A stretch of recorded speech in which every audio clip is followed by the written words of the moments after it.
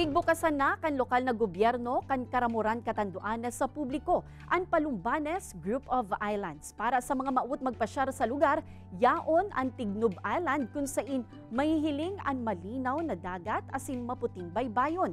Day man mapahuri ang gayon kan dagat sa Bitaog Beach. Pwede man purbaran ang trekking pasakat sa bulod. Pag-abot sa tuktok kan bulod, nagahalat ang gayon kan 360 view kan bilog na lugar.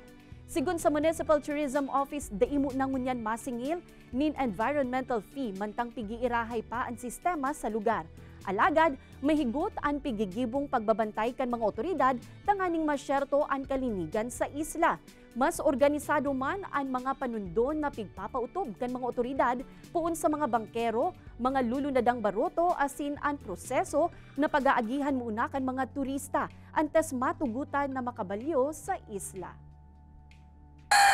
Dito sa Bitaog, may beach tayo, meron tayong snorkeling area.